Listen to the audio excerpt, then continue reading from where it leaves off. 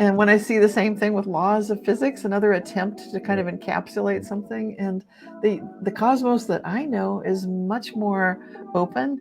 And no matter how anything may try to trap or enclose me, I know that I can jump outside of it. If you wonder, how do I love what you said earlier too. Like if you think something and know something, and it's really about the feeling. And I've had the experience of being able to just jump outside of a construct, like you're trapped, like, but I'm out here. And so if you can do that every time, and it's in a good way, so it's not insanity, but instead it's a deeper feeling of the true nature of the cosmos itself, a true unity with the Tao, then what is that telling us about the Akashic records and laws of physics? These are constructs. Welcome to the Consciousness of the Way. I am your humble servant and Sifu, Daoist Master Sun Qing. And once again, it's Christmas morning for me. I wake up and another gift from the universe, an incredible guest here today, Cynthia Larson. Welcome to the podcast, my friend. Oh, thank you so much, Son. I'm so honored to be with you and grateful to be talking about whatever unfolds. Yes, yes. And I mean, that really is the true nature of our existence. I mean, it's a sort of a consensus, let's contribute to the conscious collective. And I truly resonate with all your messaging and all the things that you're putting out into the universe as one.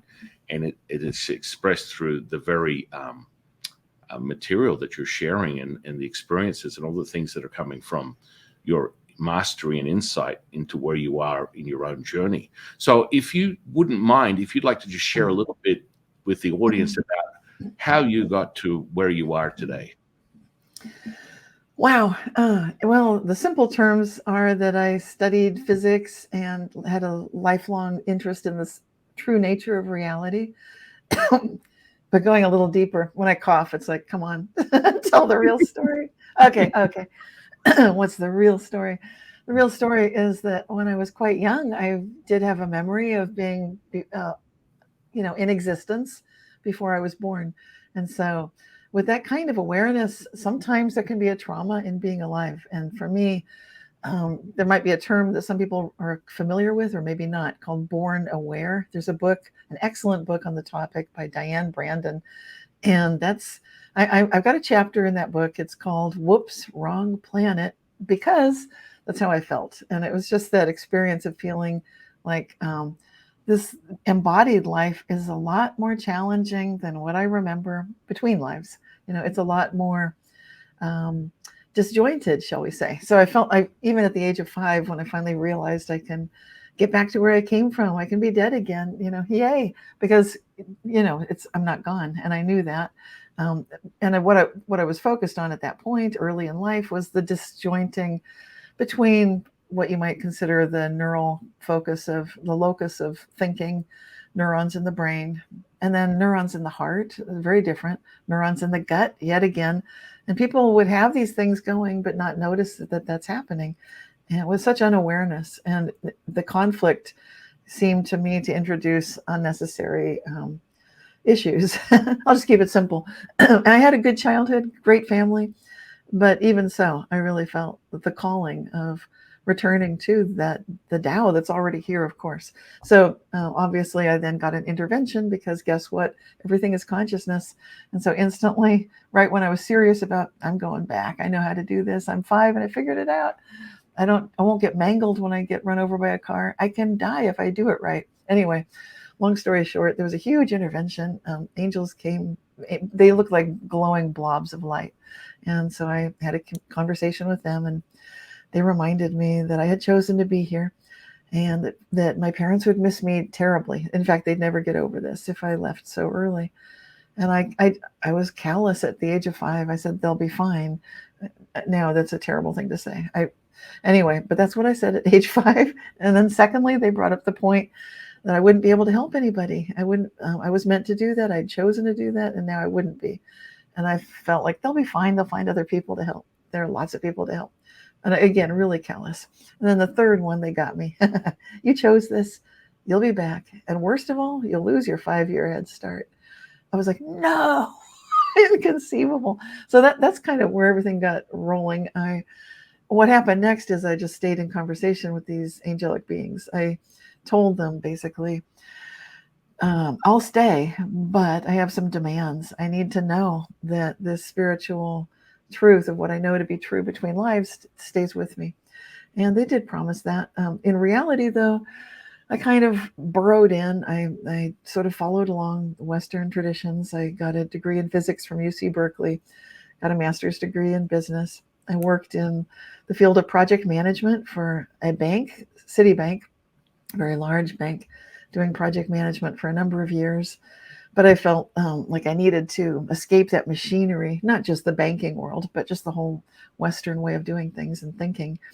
And so I knew that when I had children, which I wanted to do, that I would then sort of escape that. I'd been planning that. So the short-term leave, of course, was a long-term leave from the field of banking. And unexpectedly to me, I then had a Kundalini awakening, which is just the chakra by chakra gateway of unfolding, tremendous energy running through, spontaneous receiving of more gifts than I knew existed, including like 360-degree vision and astral travel and all sorts of things. Oh my gosh. Oh my gosh. Christmas. Oh my gosh. And I felt like I was losing my mind. So that was challenging right there. Then I learned to reunite myself with my childlike self who had always known these things. But I'd gotten a little, by the age of 32, I'd gotten pretty burrowed into Western thinking. And so with the Kundalini energy running through, it was a huge shock to my system to realize I'm not losing my mind, and reality is not material realism. It's truly consciousness first. The Tao, is central to everything. What some people would call the Holy Spirit. It's extremely real. And so now I live in accordance with that. I started recognizing reality shifts about, right after the Kundalini awakening. There's no way to avoid that. I was seeing the true nature of reality. My childhood dream was being realized. It was a shocking revelation. And then after about 5 years of reintegrating my brain, feeling like it had completely fallen apart, recognizing there are levels of my conscious agency that were disjointed. What my complaint about humans, when I first got here, like wrong planet, now I'm having that issue myself. So it took about 5 years to integrate all the levels of conscious agency that I employ. Well, at least get it so it's patched together well enough. It's a work in progress. So I'm continuing to work with that and assisting others in the process. And I write books about quantum jumps, reality shifts, the Mandela effect. And I'm involved with a nonprofit 501c3 called International Mandela Effect Conference. And we have a live event each year.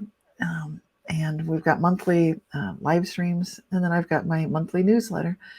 And so the newsletter, the live streams, these are free. And I've been sharing firsthand reports from people who experience reality shifts for over 25 years. So that's my brief. I know. There we go. Oh, you had me at hello, really. Wow. I mean, just the collective charge that we're experiencing right now, we're sharing this expansion is just part of the profound effect that comes with what Cynthia's speaking of. But, let's look at this Kundalini. I always say it's interesting. We'll go back to that because that's an interesting entry point and understanding truly what is real and what is not real. And the illusion that I always remind people of is this 3D simulation that people are in, is as they conventionally sort of fall into that sort of psyop of how they perceive their reality only due to their environment, and they get programmed that way. And once you have a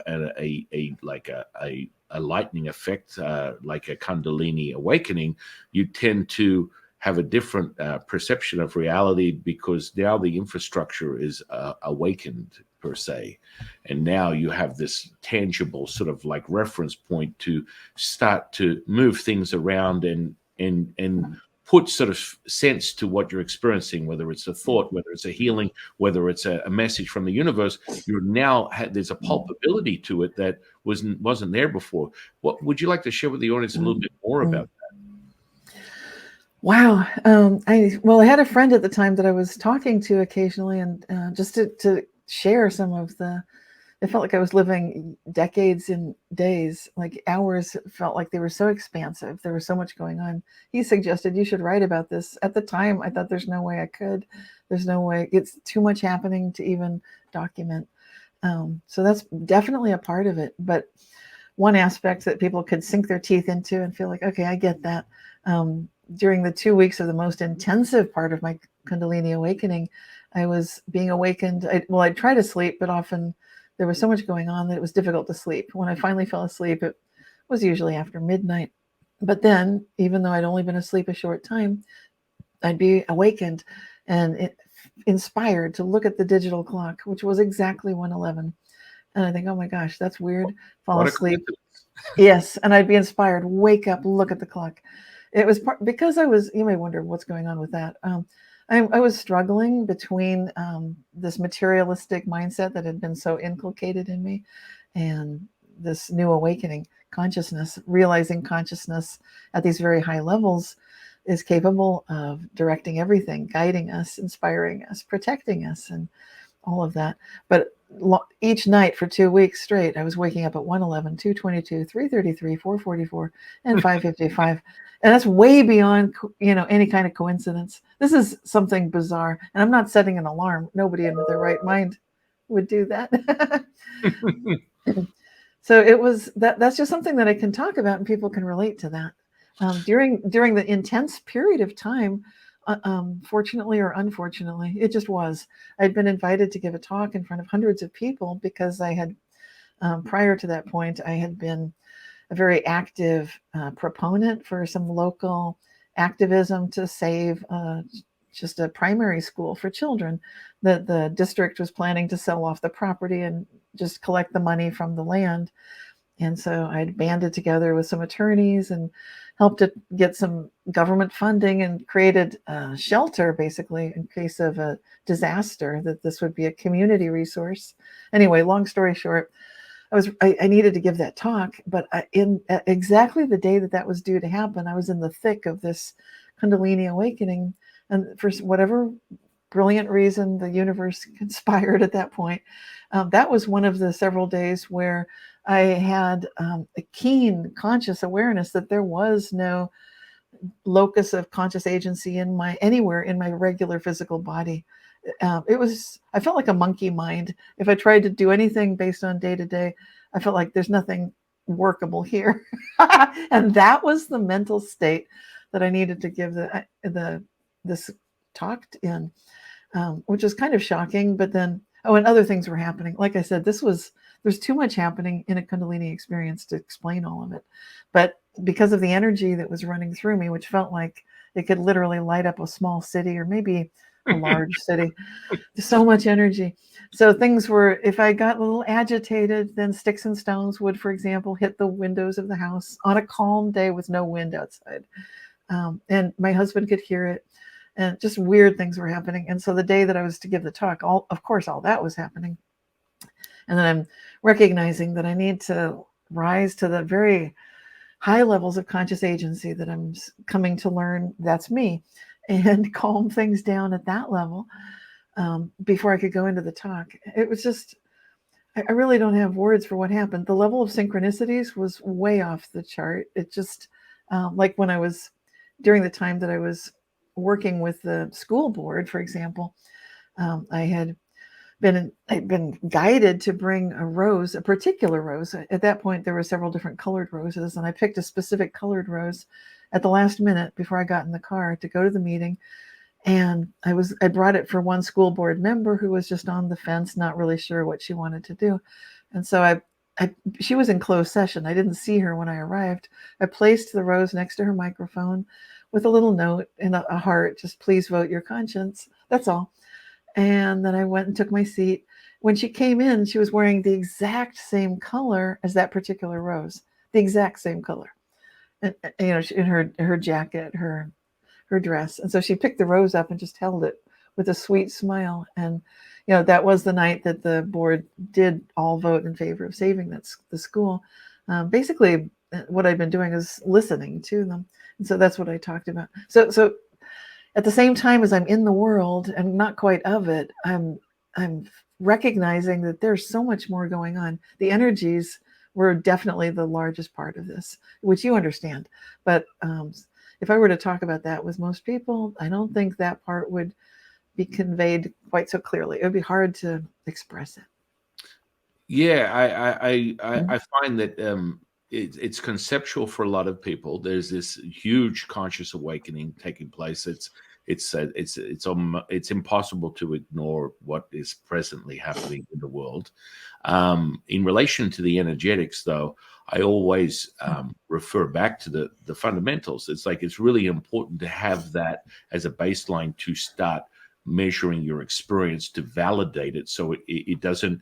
It's not perceived as some psychotic episode, or people are like, yeah, okay, you good for you. I mean, I've been doing this for a very long time, and back in the day, people would literally look at this like you can't really talk about this stuff. Whereas I've always been, what do you do? Oh, I'm a priest. I'm in the spirit world. I do everything, feng shui, exorcism, whatever. And people are like, oh my goodness, you're freaking me out. Not really. I mean, you need to understand spirit world is completely related to the individual's experience. And this is something that I've come to observe and realize. So if someone gets caught up in the Hollywood version and they need to bring in a bunch of lower frequency energies, and this is how they're simulated, that's completely fine. As they start to ascend, as we would put it, or your conscious agency is being more presently aware of what it is that you're doing, it sort of falls away. It's like a sort of dust in the corner of the room that just gets swept up, and you no longer bring that into your personality or your viewpoint of how you see your reality, because you maintain this frequency that is undeniable, and so it polarizes the trimmings or the side effects of the human experience in relation to what someone would perceive as love, and then what is this universal love that we speak of. Because I always find that that's really interesting. Everyone goes, well, just use love, throw it out there. And I'm like, that's really cool at base level. When you have someone that's now just experiencing this is the first point of their consciousness. You know what you know, you don't know what you don't know. And so this is a starting level. And when you use love as a starting level, in most cases, it's sort of this distorted subjective view of razor blades and bunny rabbits. I'm looking at unicorns and rainbows, and there's a variable as you continually expand or you're aware of your conscious agency. All of a sudden, whoa, now there's a universal amplitude that we sort of all realize that we are consciousness. And then it starts to transcend through your very expression from a day-to-day basis. And so the energy, and I mean, the energy you and I are sharing right now is second to none. I'm having a lot of fun here because it's expansive. It's so the amplitude is so high and so strong, and we're feeling it through our physical bodies. And this is the part where I always let people know, and Kundalini is sort of like an entry point. Within Daoism, we have a similar sort of processes. Some people sort of enter in at what they call and it's really, quite frankly, it's sort of been sort of altered and manipulated, is sort of like a basis, like a microcosmic orbit would sort of set things in motion. But generally speaking, I've yet to see a real microcosmic orbit offering in the Western world. It's sort of like a subjected sort of picked bits and pieces out of it. And here's something that we want to give you just because it's too dangerous. We don't want you to have the real thing. And this is this veil that my teachers, my guides, have been like, okay, it's time to pop the veil, share the secret source, because within Daoism, it's sort of like very unknown. Most people are like, it's a very secret type of thing. Well, first and foremost, during history, throughout the history of China, every emperor had his own Daoist advisor, and it is more deep in the internal alchemy, which was seeded from Yellow Emperor well in excess of, what we would look at within a physical timeline of pictographs and oracle bone reading dating back to, on paper, 6,000 years. But I've been very clear through my direct information from my teachers. We're talking about tens of thousands of years, and people are like, "Oh, that's not recorded." Well, I'm sorry. I'm just giving you, when I share the information, it resonates with any sort of historian relating to Daoism. And then the deeper understanding of that is like the Tao Te Ching and what that really means. It's so powerful because it's actually a magical register for Daoists to practice internal alchemy. And so you get way deeper. Every verse is an incantation, and it's what we call a live scripture. So it's alive. So it transmutes as you start to resonate and understand this, as Cynthia's senses, where I call it sensory perception, is so heightened that you embody these sort of things, whether it's words, numbers, symbols, letters. And, we have a reference point where if we want to measure it by this new language that people use quite often these days, science, which is not anywhere like the intuitive indigenous, like in core of who you are, obviously has been around for thousands, hundreds of thousands of years, yet we're using this language as is really popular to help digest what it is that you're experiencing, and in some cases the epiphany and the evolution of mankind by identifying the DNA strand, understanding this genetic sort of like sequence that you can alter with your attention intention. And people are like, whoa, are you serious? Oh, absolutely. I mean, you walk into a room and you can bring either, as Tom Campbell would say, are you positive or negative? And you want to bring that energy in. And this kind of leads me to this incredible phenomenon called the Mandela effect. Yes. Let's touch on that, because that's a pretty profound epiphany for anyone once they digest it and they understand what it is. Please share. Yes. Okay, well, in a nutshell, it's been described in a way that I would not classify it. So the official definition, according to mainstream media, would be that it's falsely, collectively remembering something. That's not okay. So what does it look like? What are the examples? That would be things like the Berenstain Bears that people remember. And now it's known as the Berenstain Bears, AIN. Things like when the movie Star Wars, Luke says to Darth Vader, well, they're having a conversation, and then Darth Vader responds, as I recall, Luke, I am your father. But now it's just, no, I am your father. And even the actor that played the role in that movie, James Earl Jones, remembered that he said, Luke, I am your father. It really boomed out in the theater when I first saw it in the theater back in the 1970s. So I remember that one. So it's these collective alternative memories is what I would say, not false. To say it's false is to put a stamp of judgment on it that we don't know yet. To observe properly, it's better to say that it now we remember something differently than what the historical evidence suggests, such as the Fruit of the Loom logo. I remember a cornucopia basket behind all the fruit on that famous logo for t-shirts and so forth. Now there's never been a basket. But even bigger changes affect our physiology, such as the position of the heart in the body. I'd been taught, and I'd studied anatomy, and it had been always told in books and by my teachers that the heart was slightly to the left of center. Now it's in the center. The kidneys themselves in the body, the human body, have moved upward. And these are inexplicable changes. It's not like we have some sort of a scientific study showing that there's been this gradual movement of the heart to the center of the chest and the kidneys to the relative safety of the rib cage, so that you don't get that kidney punch that can kill you if you're struck in just the right spot. And, all of this. So what's going on is where people their minds go next. Like, okay, what's happening if our reality is changing? It could be feeling slightly unsettling. This is a phenomenon, though, the Mandela effect, that I've actually been tracking and calling it reality shifts, which is what PMH Atwater called it. And I didn't know she'd called it that, but I settled on the same name, then came to find out later that she had written a book called Future Memory, and chapter 2 was all about reality shifts. exactly describing what I was starting to document on my website, realityshifters.com, with firsthand reports.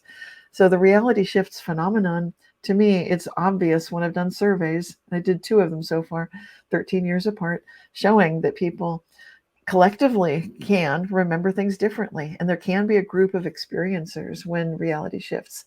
And I'm sure that you're aware that shamans throughout centuries, yes, going back tens of thousands of years, have obviously had success in mind matter interaction.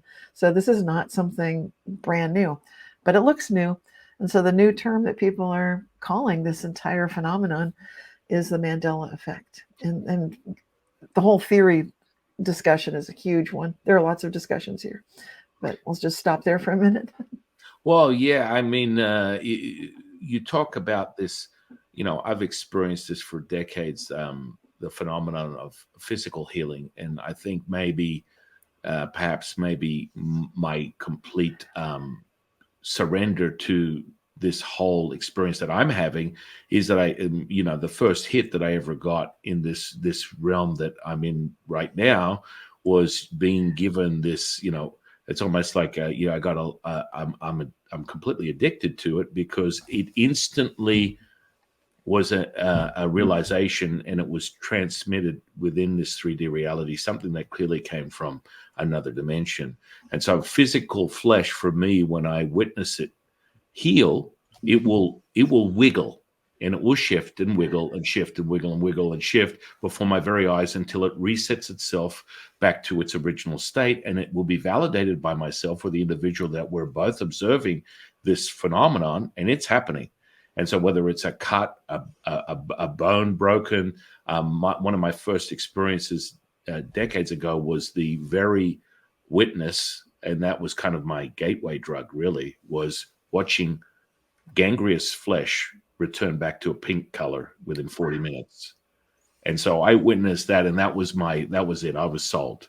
Now, understand that this is a phenomenon within, Tom Campbell's reference of, well, your entropy level is low, and you're resonating at a frequency that replicates this, and your probability of that due to your intention is creating the larger consciousness system, giving you this and returning this as something that is repeatable. And this is something that I always remind people of. It's like, it's all what you believe. Yes. So the core level of this, and a lot of authoritarians might get a little edgy, your truth is the only truth you need to be concerned with. And people are like, whoa, hang on a second. You're empowering a lot. You're giving way too much power to the individual by giving them the ability to actually perceive what it is that they see. Now, there's this level of perception. We talk about the Mandela effect. I do this sometimes to shift people's consciousness instantaneously, whether envelop my arm with anesthesia and run a skewer through it, pull it back out, and people go, you didn't flinch, there's no blood, there's no entry. What is going on here? This is crazy. Well, this is all energy, frequency, vibration.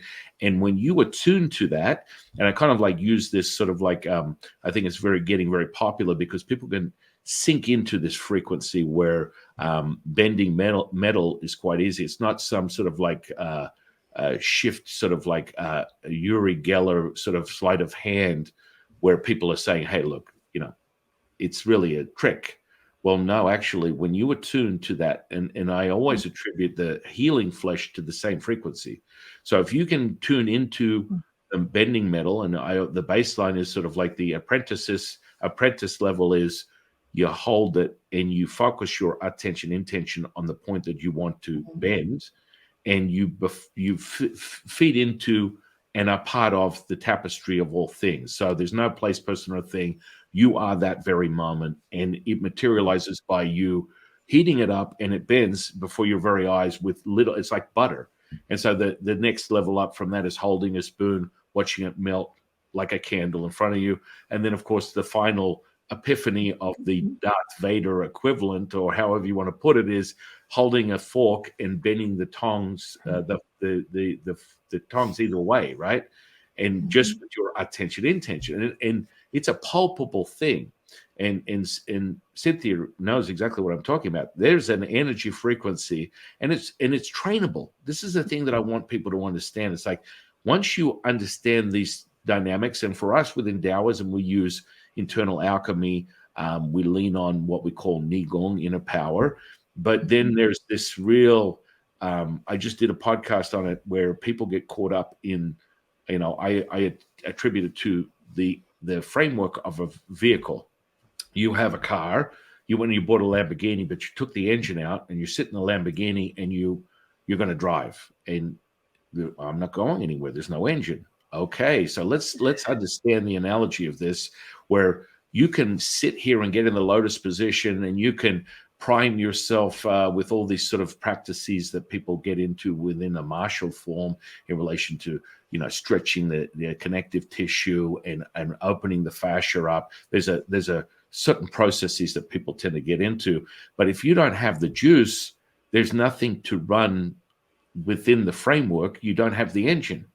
And so this is something that people are not familiar with, and they get caught up in the path of, someone will be like, hey, I'm your next guru, come with me, I'm going to teach you for 57 years. If you sit in the lotus position, light 3 incense and call in your guides, that you will be enlightened when I tell you you're enlightened. Well, of course, you and I understand that once the doors are open, all bets are off to the magnitude of what it is you experience.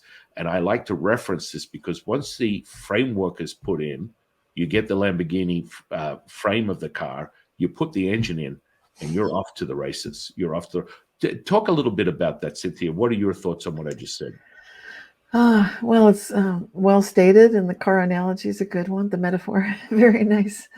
Yeah, I think a lot of people, I've met one gentleman who was wishing for the Kundalini, but he just wanted it right now. And I would recommend that people do inner work. And you might wonder why. Well, why bother?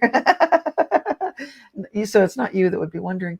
But he did not even have the question, why bother with that? He just thought, no, I want it now. But that's a little bit like putting rocket fuel into a regular car.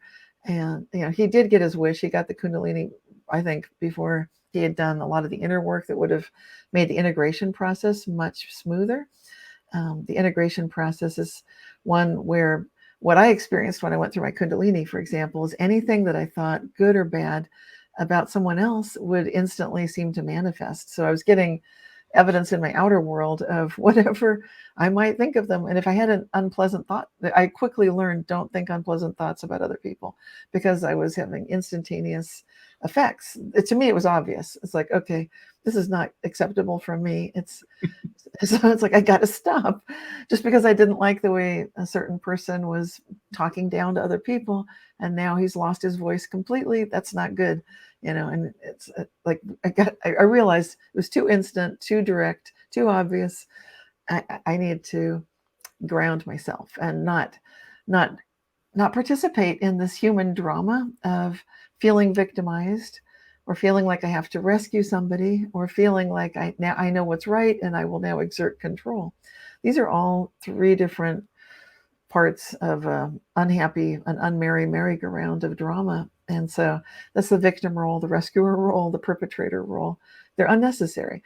And when you recognize that they're unnecessary, that's a spiritual path, and it's a path of psychological wisdom, but it can take time to recognize. And the better we do at that before bringing in the Kundalini energy, I think it makes the whole experience much more manageable, palatable, and with a lot less downside, where there's just sort of carnage all around. I like to ask, how good can it get? Because I know that even before we experience the Kundalini high octane fuel and get upgraded to that level, by asking how good can it get, we are self-guiding ourselves out of a lot of the torments that the Buddhists talk about, out of the sins that the Christians talk about. It just naturally, gently guides in a very kind, compassionate way. And I really appreciate that. So if people are insisting in their own lives, they must live, they want it. I want it. I want the power. I want everything. There's a caution there, because if you're recognizing yourself greed, if you're asking for more than you need, that should be letting, that's a warning signal right there. So it's important, and that's what I'm talking about, to find the middle way that the Buddhists talk about, to find the path of peacefulness in oneself, to realize that the kingdom within is the outer world, and to start just where you are and recognizing that you can observe yourself, love yourself, be kind, and begin that journey of recognizing, which of those little unhappy places on the merry-go-round you've occupied so far. Are you ready to exit that? And the Tao is there for us. Like you said, that's a living book. So people can even they can pick that up. The Tao Te Ching, I love it. And, if they're not familiar with the fact that each passage should have 3 interpretations at least, well, then go back and reread that passage. Because if you're not feeling the multidimensionality of that book, then you're missing a lot, because it's there, and that's the way reality is. And every single thought, every single feeling, once we're running that Kundalini energy, we are instantly interacting with everything that way. And I've got no words. So. Well, yeah, I mean, I concur. It's incredible, because it's like, I always remind people, if you're thinking, you're not knowing. If you're knowing, you're feeling. And that really is the seed of all things. When you understand that, it just becomes a default. You're not having this human condition struggle with your personality. I always remind people, you don't have to erase yourself. There's no virtue signaling necessary. If you truly embody, and within Daoism we call it accept and allow all things, it starts to be, you're done by the Tao.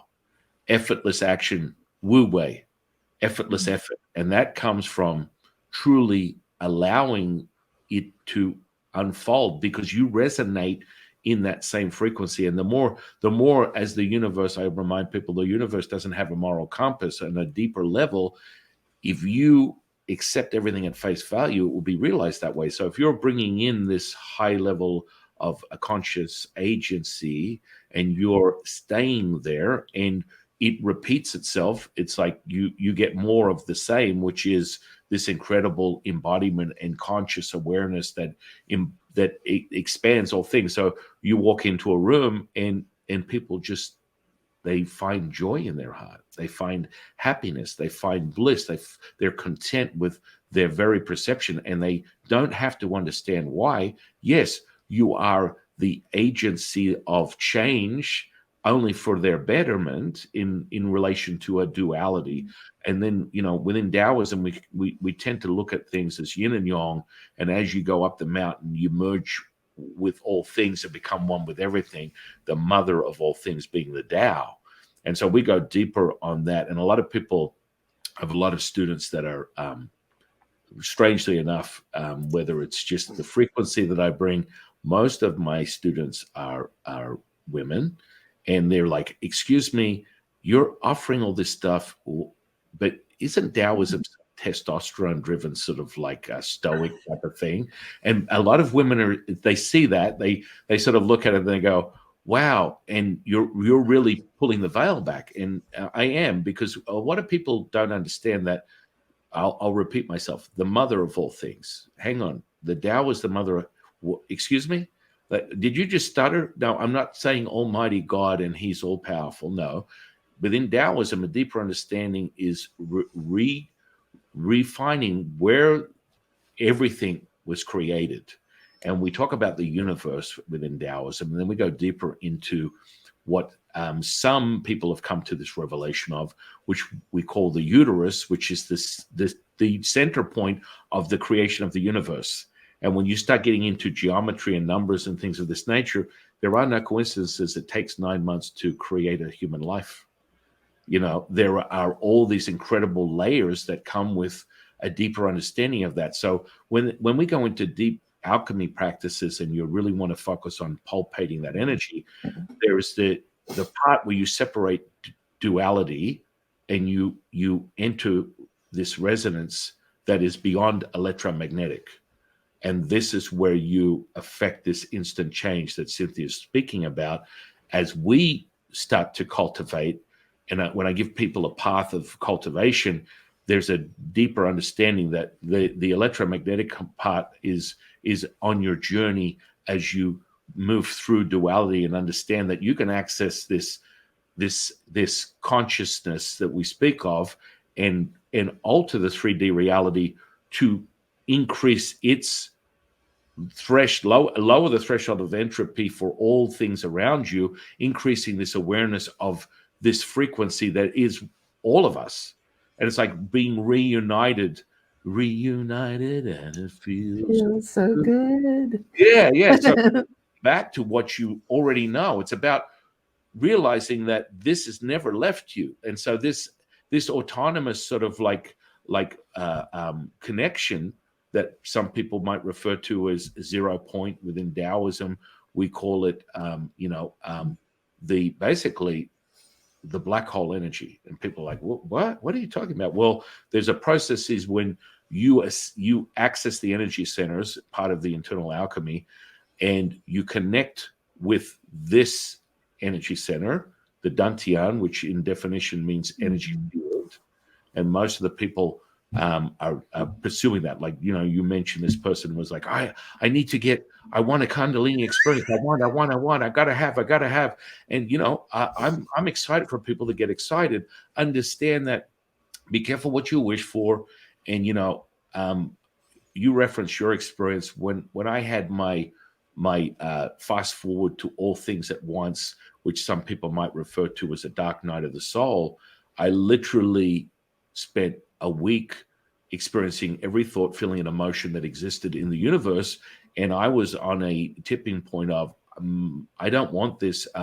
Maybe if I end it, it would be a good solution. And that was where I was like, literally my teacher, I was like, you disappearing for 5 days and being unavailable was not an option, yet that was part of the test of what I was experiencing, where I would literally go into a movie theater and I'd have this violent, like, physical response where, for example, I remember I was watching a movie and this woman was naked and I puked in front of the person in front of me. I threw up on them because it had such a viral effect on my physicality on a level beyond this world, but it was an experience that was happening nonstop. So if you can even contemplate or imagine every thought, feeling, and emotion for the whole of the universe at once, that's kind of what definition of the dark night of the soul is. And if you actually get to the other side, which is the sole purpose of what large consciousness system is giving you, which is this ability to, we're now going to give you a fast forward, eliminate your entropy level to low, but you're going to experience it all now. So it was almost like I had 100 lifetimes at once, instantaneously. And I explain it to people and like, oh my goodness, I've been begging for this for years. I wish I had it happen. I'm like, I'm okay. I'm done for this lifetime. Now, my teachers remind me that through the experience, their guidance is you can cycle this up to 9 times in one lifetime. Now, I said to them, I'm good. Thank you for that. This one time is good enough for me in this life. And so, what are your thoughts on that? You did reference your Kundalini, so you experienced something similar, I imagine. Yeah, I did. That was very similar to that. And then I've since had experiences where I felt like I was going through a death. And I was inside the Mandela effect back around 2016. I actually didn't tell people on the internet through my newsletter any way like that. But I told my husband, my parents, my daughters that I had just nearly died of pneumonia. My husband knew because he was with me, and it just got sicker and sicker. But I recovered. But in the recovery, what was going on in the outer world was a betrayal of sorts with someone I trusted. And so that just had a devastating effect on my lungs. And it's just a very simple somatic experience.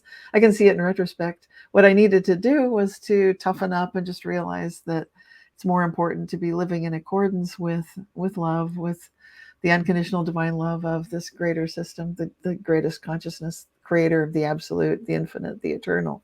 And so I did make that jump. And as I made that jump, which I felt, then that was a shift. It was almost like I was leaving one reality where I did die I could feel that. And it's happened several times, maybe 7 or 8 times. So I would say that's interesting about this 9 times. Mm. What I've learned to do is just go to the absolute, the eternal, the creator, and say, okay, this is happening again. Now it's sort of a routine, like, this is happening. Looks like I'm about to die. Here I am again. Let's put it to the vote. So if I'm more useful to the collective, then I'll stay. And if not, then I'll go. And I'm fine either way. So this is the conversation I have with that large consciousness system. When I have that conversation, the outcome, like it did in 2016, instantly translated to tremendous confidence. Not so much that I was over the fact that there'd been an emotional betrayal by someone I trusted completely, but it was more a feeling of, oh, well, so that happened. And I know what my real mission here is. I've remembered it again. I'm aligned with the absolute, with the infinite, with the eternal, with love. And I'm choosing that again. And as I do that, life force comes flooding back. I'm enjoying it right now as we speak. It's like, this is a beautiful effect of energy, is that we get to sample it at will. Or it's something in the past, in the future, in the present. You can access it instantaneously once you attune. Yes. Oh gosh, it was delicious. And then I got the added fun of hearing from a gentleman, an author, who wrote to me a couple years later and said, you don't know me, and this is a little awkward, but just want to let you know that I'm glad you're alive, because I thought you died. I saw it posted. He didn't say why, but I thought, oh, this is very interesting. So I had to write back and say, okay, please tell me. How did you find out? How did you, what was the cause? Tell me everything that you recognized and witnessed. Well, it matched. His name was Steve Boucher, and he's from Canada. He basically said you died. Your husband posted on social media that after a bit of a long illness, you passed away, and the time frame was exact. So then I put it out to my newsletter subscribers. I said, okay, this is interesting. Looks like I'm inside the Mandela effect. Nelson Mandela, of course, is what the Mandela effect is named after. People remember that he died when he was imprisoned on Robben's Island, and then he was alive again. And now I'm in something similar. So, hey, I'd love to hear from you. If you've recognized that I died and now I'm back, let me know. How'd you find out? What's the story? So I heard from all different places around the world, from people sharing their individual reports. Having seen, one person saw Rupert Sheldrake had commented on it. I'd interviewed him for a podcast. I was surprised he'd commented on my passing. And then someone else mentioned that Evan Maitreya, on the YouTube, he's Moneybag73, that he'd commented on it. Anyway, you get the idea. So I think it's fascinating that these things can, we live in a subjective reality. We do. And we can experience these things that are quite unique. Someone can be standing right next to us and literally almost be in another world, because what we're experiencing and what they're experiencing can absolutely be different. And awesome. I think it's awesome. Yeah, I think it's just the way that the absolute says yes. It's kind of like these two people want it. That's what's really going on. If you wonder why is that happening, because the universe says yes, the cosmos says yes, and so then it's more important to recognize how good can it get and keep asking that question, because that can be a self-corrective mechanism. Even when you think, I'm good, I don't have issues, I don't know what you're talking about, ask it anyway, because it's kind of, then you'll notice, like, hey, things are a little better and I don't feel so bogged down. We tend to sometimes inadvertently pick up social mental constructs that can be deleterious. And we did have Tom Campbell on our live Connecticut conference, International Mandela Effect Conference. He was our keynote speaker. I know, he was so good. And he reported that he'd had a Mandela Effect reality shift. He had a 4-way nasal spray. I shouldn't give it away because he talks about it in that, and it's on our YouTube channel. So you can just look up his talk from the 2023 Connecticut conference, and it's wonderful. Well, Tom's wonderful. Yeah, he really is. He's. I found that my conversation with him was sort of well received, in the sense that we spoke more of the esoteric, as someone would define, internal sort of like synchronicities of the effect of the large consciousness system, because most of the time he speaks on things that are more show me the numbers, show me the basis of the scientific effects that create what it is that we're experiencing. So he and I were like in talking about things that, oh yeah, it's really quite interesting. I mean, it just happened to me it happens to me quite up. Most days it happens to me. Someone will come to me with something that is challenging their experience. And can you help me? And of course, my answer is always, of course.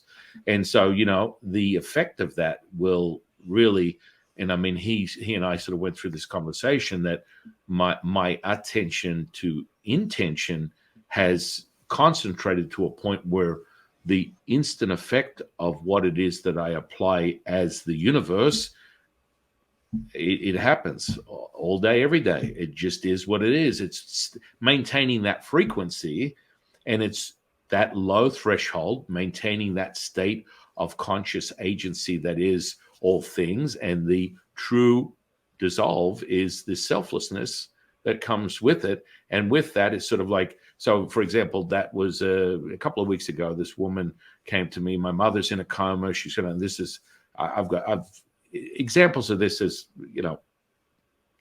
tens, if not hundreds of times I've experienced this. And they're like, oh, she's going to die. The vitals are falling.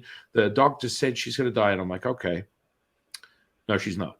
And she's like, whoa. I mean, I heard about the stuff that you're able to help someone achieve consciousness with, but that was wow. And it just changed her whole state. And I said, no, it's not going to happen. Look to see the result tomorrow.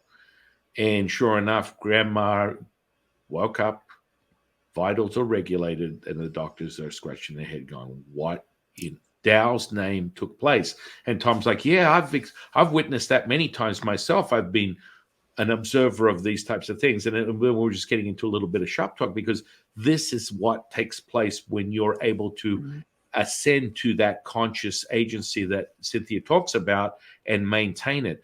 And I can tell you that there's no place, person, or thing that exists in this space.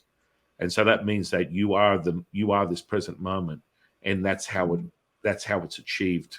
And I've witnessed it over and over and over again. Now, what people tend to do is get caught up in this. We go back to the Mandela effect, and this is what I like to share with people. I'm out here in Nevada, Las Vegas. Viva Las Vegas. I love the desert. I love the heat. Bring it. I can't get enough. It's my obsession with maybe the energy or whatnot. Maybe because I have a little, I'm cheating a little bit. I can transmute the energy how I choose to. So I can sit out in 120 and act like I'm just having a vacation in a cool breeze by the ocean. And it's how you transmute that whole experience. So, when we talk about Mandela effect, I like to share with people moments of instant change. And how do you do that? So let's just say I'll take my kids down for a little bit of fun. We'll hit the strip, and then you'll ask questions to people, get a group of people. Have you ever changed the state you're in? And so I don't start with a catalyst or a seed like a hypnosis, but it's a trance, it's a state. Have you ever changed? No, I want to try that. Okay. So their friends will videotape it, and it'll be like in the same second I'm talking to them, I've already created attention, intention. And this is what Dean Radin would allude to, which is precognition. So I've already set the frequency. So I'm having a conversation. Their admission is they would like to experience that. Sleep, boom. And their friend's like, excuse me, how did that happen? And then you go through the next stage of, okay, we're just going to get you to erase your name. We'll take your wallet and keys and hold them here in front of you. And the friends are just laughing. And you bring them back to the state of consciousness, and they can't see that. They can't see the wallet and keys in front of them. So this is another level of consciousness. And I'm like, so what would you like to do? And they're like, when are we starting? And their friends are like, oh my goodness.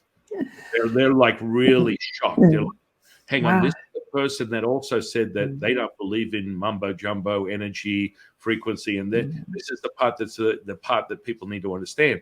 And so, of course, you transition them into, okay, what's your name? This is a problem. And then, are you missing something? Yes, I'm missing my wallet and keys. And you'll be waving it in front of their face. And they're literally like, where is my wallet and keys? And so this brings us to this point that Cynthia is talking about, this Mandela effect. This is what some psychologists would call a reverse hallucination, right? So I can turn myself into Justin Bieber in a second in the right environment, and people will believe I'm Justin Bieber. This is within Daoism, what we call shape-shifting, but it's a state of consciousness. So what you see and what you're actually experiencing, and then what you're validating within the consciousness, large consciousness system, is variable. And so a lot of people cannot understand how this is instantaneous, yet it's the sum of all things. And people dismiss this state of awareness because they think that it's, oh, well, I'm gonna be stupid. I'm gonna bark like a dog.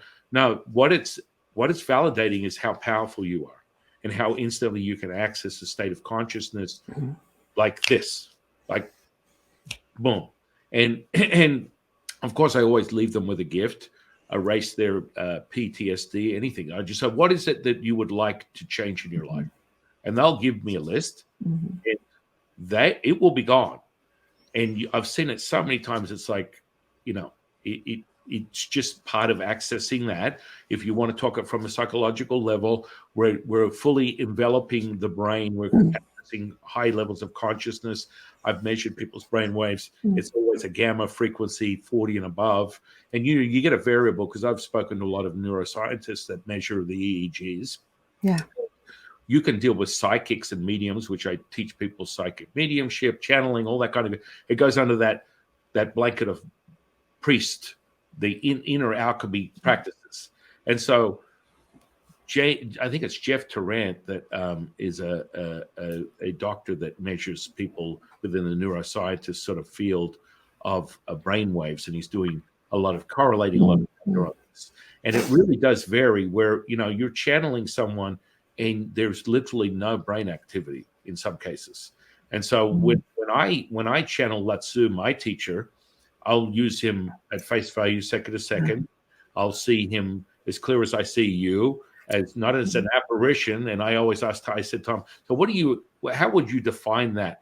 Because he's sort of like, I've been there, done that. I'm skilled on this stuff, and it's exciting, but being inside to go outside, it's now. It's now. So a lot of people tend to frame it in this Hollywood version of to astro project, to out of body. There's this buildup, and initially there's stepping stones that validate it for you, but then your ability to what we call within Daoism soul project, Shen project, is instant. Multi-dimensional. If you go from the perspective of just what people would consider as laws of the universe, which I'm a little apprehensive when people start using that, but that's okay. However you enter what your level of that is, still framed with what you perceive as a validation of what your truth is in your reality. And so people gravitate to these constructs. But I always remind people, the universe doesn't have a moral compass, so it doesn't work in laws of anything. And where that came from is sort of more based in a hermetic sort of like understanding, which is very popular right now. It's very popular, Akashic records, and let's validate through your experience what it is that you're accessing, and what are the layers of how you come to this point of realization. So Akashic records, what are your thoughts on that in a deeper level of consciousness? Yeah, well, I see that facts, including Akashic records, are very malleable. So it doesn't tend to be a point of, it's not part of my personal foundation, like the Akashic records, that's a stable place. I don't see it as a stable place. I'm sorry, I want the audience to know we're all laughing with you. Cynthia and I are laughing with you.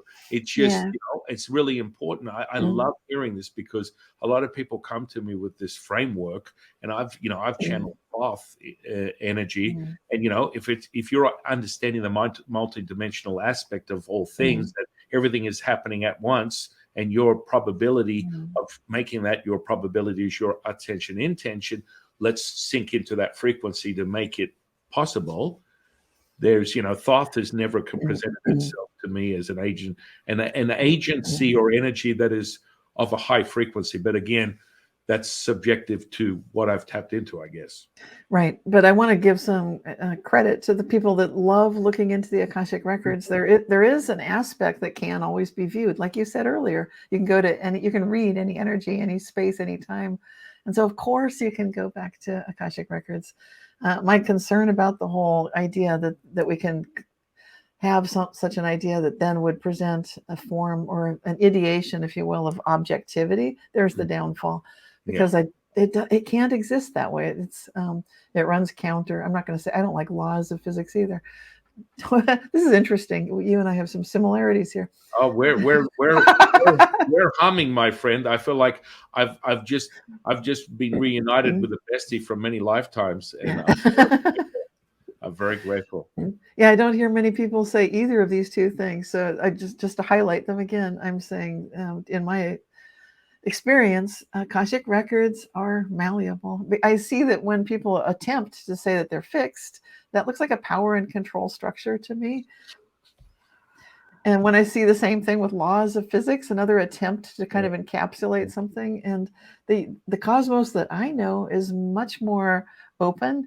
And no matter how anything may try to trap or enclose me, I know that I can jump outside of it. If you wonder, how do I love what you said earlier too. Like if you think something and know something, and it's really about the feeling. And I've had the experience of being able to just jump outside of a construct. Like you're trapped, like, but I'm out here. And so if you can do that every time, and it's in a good way, so it's not insanity, but instead it's a deeper feeling of the true nature of the cosmos itself, a true unity with the Tao, then what is that telling us about the Akashic records and laws of physics?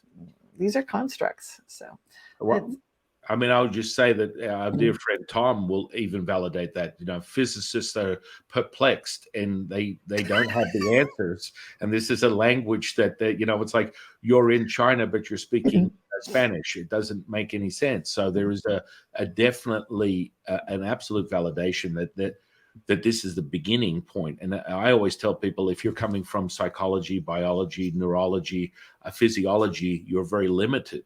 Yes. This is the starting point. Consciousness is everything.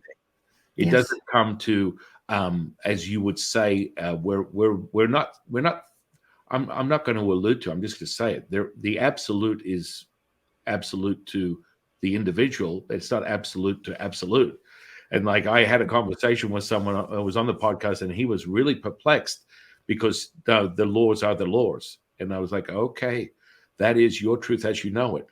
And they're like, whoa, hang on, no, that's the law. And I'm, whoa, no, that's your truth as you know it. That's absolutely okay. And how I validate my truth is what can actually be experienced right now.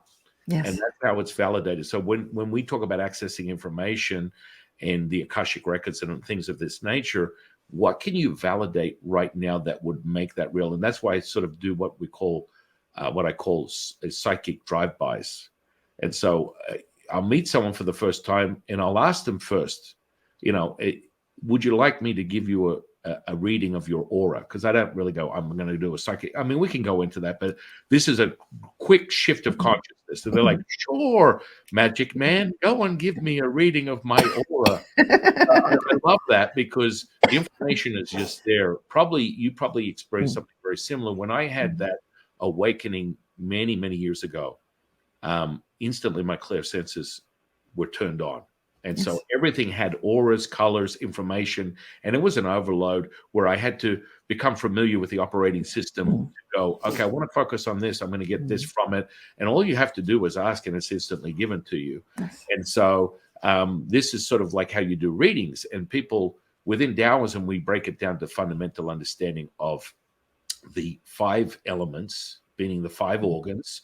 And within each organ, this understanding of the emotion of virtue, sort of like balance, homeostasis. And the more you balance that out, you will reveal the virtue that is within the organ as you start to dissolve the emotional excess.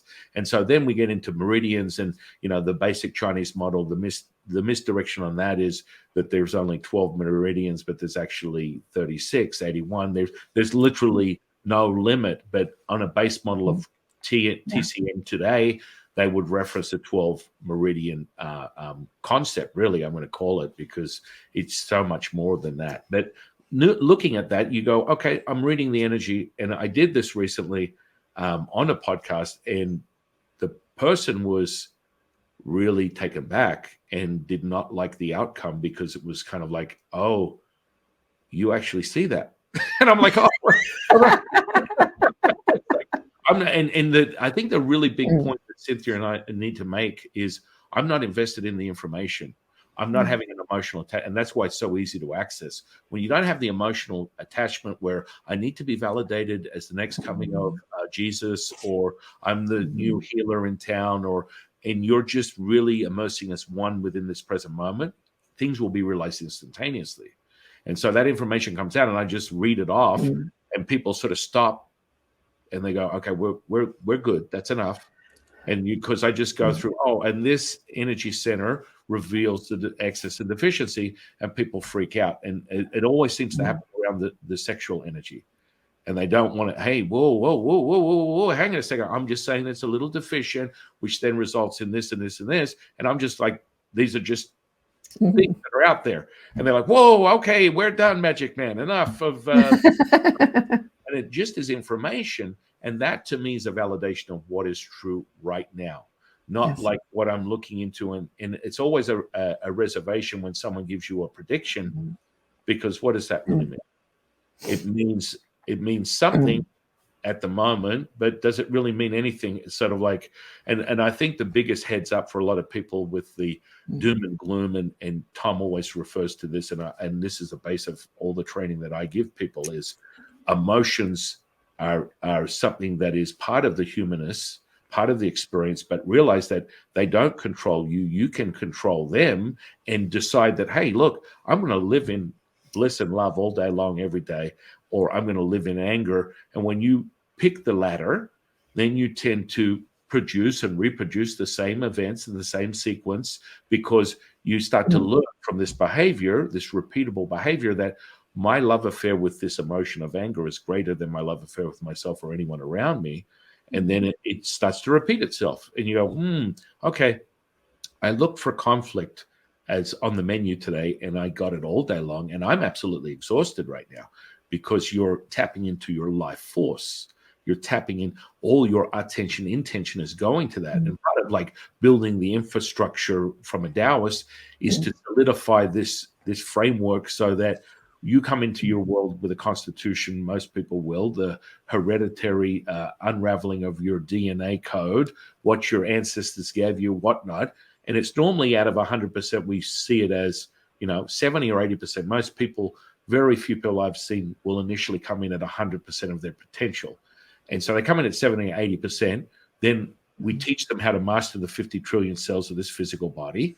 And then all of a sudden they get to 100, and the Daoist alchemy, the immortality process, is taken from 100 to 1,000, from 1,000 to 10,000. Then realize that you don't even have to use that. You're not using that energy. You're now at one with the universe. So you wake up refreshed. You go to sleep refreshed. If you're in a room with what you identify with someone, maybe a Karen per se, this is the common social media reference to someone that's a psychic vampire. You are not even affected by these type of things, because it's not part of who you are. You are all things. What are your thoughts on all that?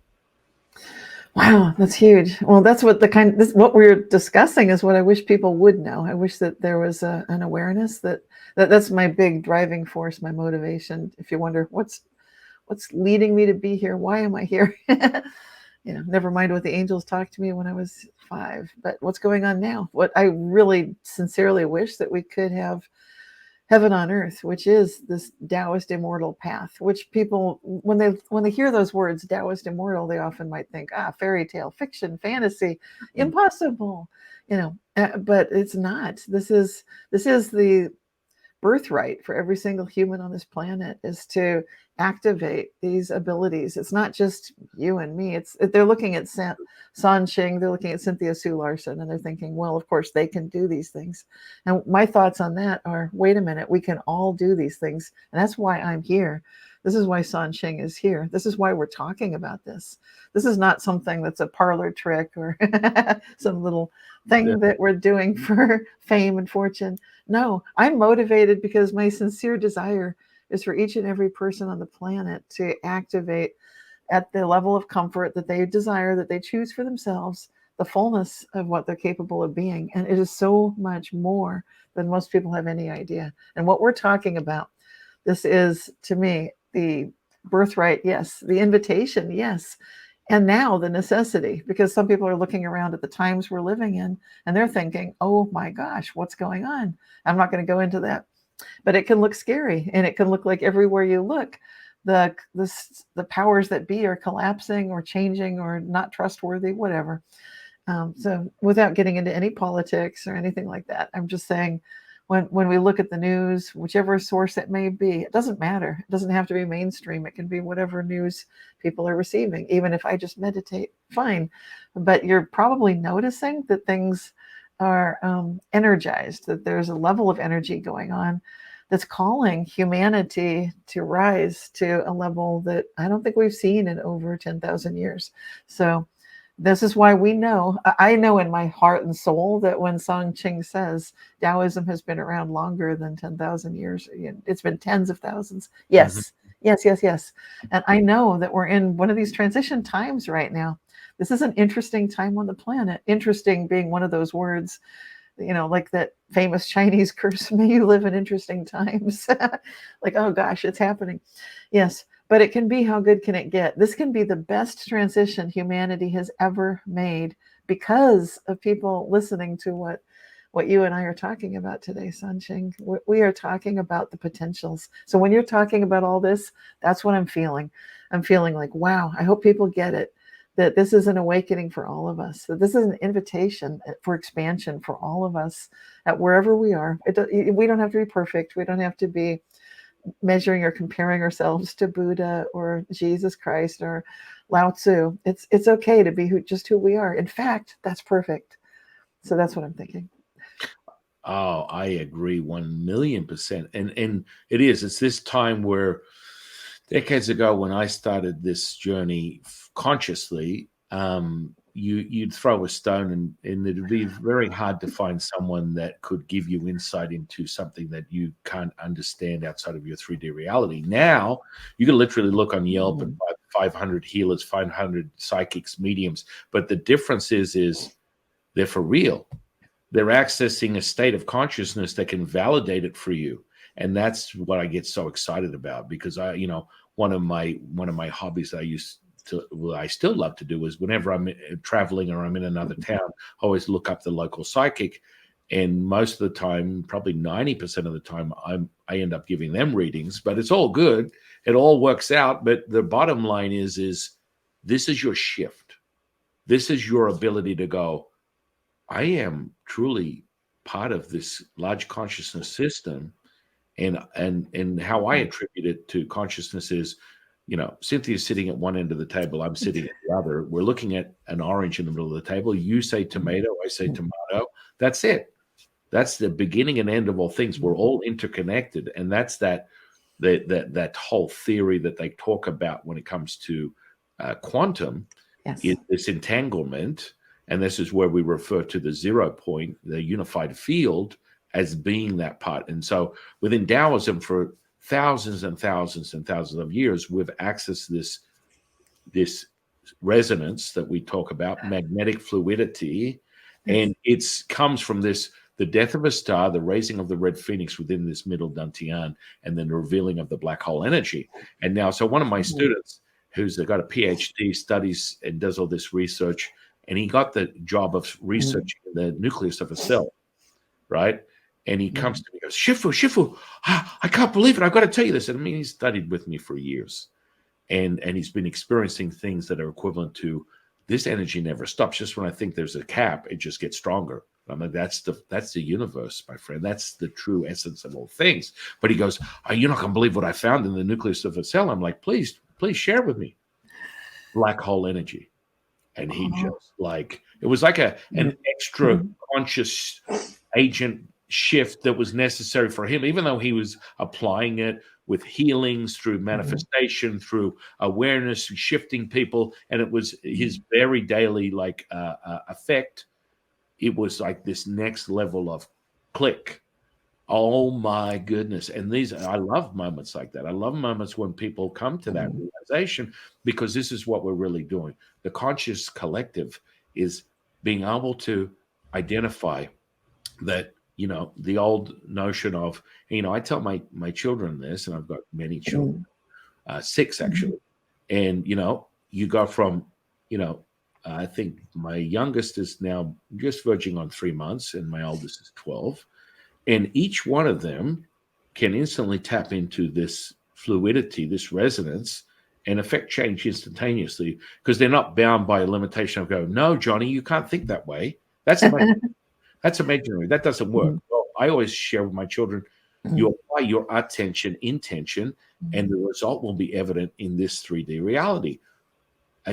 Just start playing with these things. Start understanding that you tap into this, and it all comes from acceptance. It all comes from allowing. It all comes from this universal love that only comes when you widen your reality with this frequency.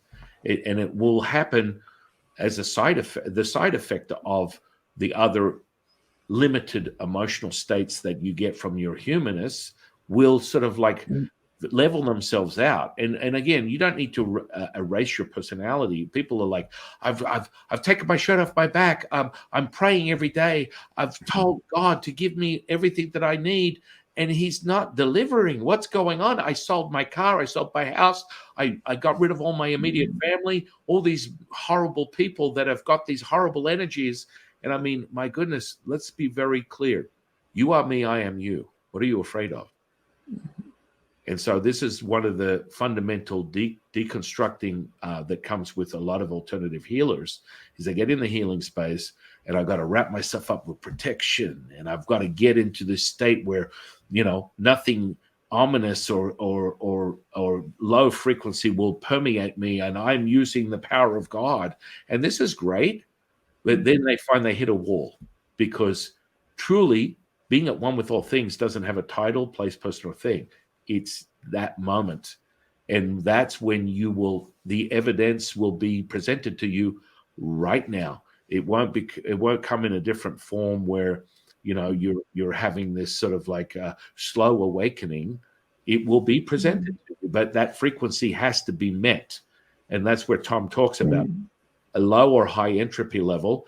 And you once you operate there, nothing else exists. It's like fear that dissolves itself, because that's really the catalyst as the human being realizes it's a human condition, part of the simulation, part of the consciousness, using you as another focal point, as a facet of a diamond to, expand the consciousness, to get it higher. What are your thoughts on that? Well, this is interesting too.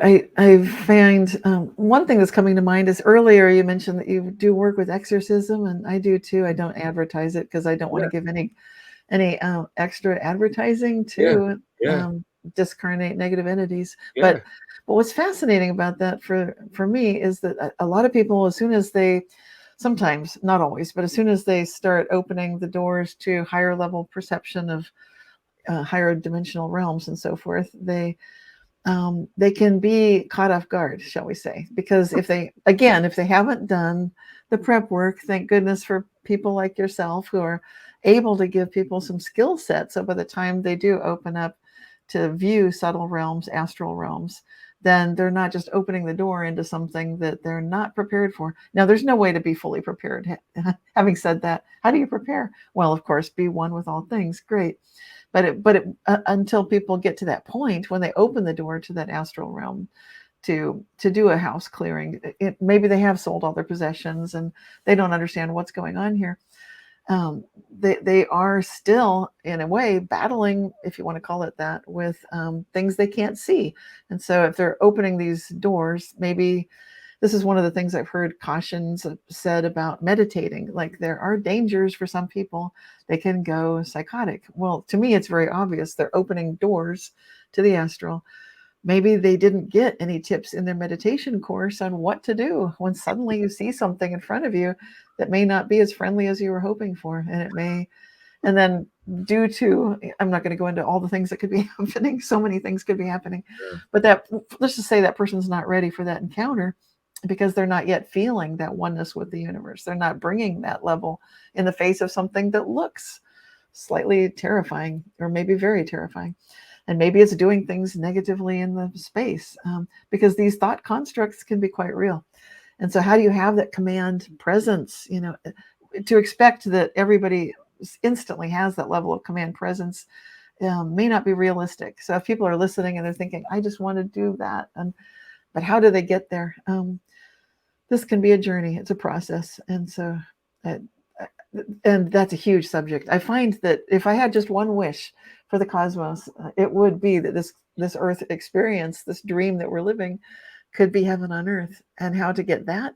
Well, then it's very simple to me. It seems each person having the ability to do what we're talking about, to be able to clear a space through their presence so that there is no negative entity there. And that takes to me, what was shown to me is that it takes three simple things to have that full faith in this absolute, to have that discernment so that you can see clearly something that might be fooling. Maybe it fooled you in the past, but it doesn't fool you anymore. You can see clearly what it is. And the third, the simple command presence to be able to clear that space. But these three gifts, in my experience, are not given to the masses. It's not a widespread gift that people feel like, oh yeah, I've got those three. In fact, it's a very small minority that has these three. That's what I've seen. So I'd love to know your thoughts on that. Yeah, no, I agree 100%. The experience that you're having will always be dictated. It's like the category of karma and what that really means to the individual. And, within Daoism, within the construct of deeper levels of magic, it's predicated on the understanding that the individual is operating within a duality. So when you see things that way, and this would then come with the good, the bad, the up, the down, the heaven and hell, then this will be presented to you. And so it reminds me quite clearly. I had many years ago, I had a channeling class. I was teaching a group of people to channel. And it always starts with a student that's receiving, and then a student just asking questions to whatever they're bringing in. And my mother decided to take part of this channeling class. I was like, oh, come on in, come on. Anyway, this one girl started to really feel within her aura, she was shape-shifting, and there was other entities clearly commandeering the information that was coming in. So I asked the student to step back, and I started asking questions. And then it altered itself to a far lower frequency instantly. And all the students are like, what is going on here? And this woman literally spun around in a circle and threw herself across the room, or it would seem that way. And my mother, with all abbreviated adjectives, went, WTF, this shit is real. And she was like, holy moly. I'm like, of course it is. But it's real to this individual. You need to understand she had a very much a fantasy about being an exorcist, a demon killer and all that kind of stuff. That's fine. But what I find in most cases when people are entertaining that identity, it comes from a place much deeper in the fear aspect. And so when they're doing that, the outcome will be the same, which is you're going to get what you wish for, but truly in the back of your unconscious, deep within the seed of things, you're extremely afraid, and you're so scared that all these things are going to present themselves, and they're going to jump to a level that would be perceived as a psychotic episode. And unless you're in the presence of Cynthia or myself, you're going to have a tough time digesting what's going on. Yeah. Does that make sense? Oh gosh, yes. And these thought forms are so prevalent in our society. They're almost institutionalized to some degree. So it's a pervasive situation. So if people feel like they're blighted by this and they can't get out of it, they can get out of it. So if they think they can't, that's not true. But if people are feeling like how on earth can you see any light when it's so dark?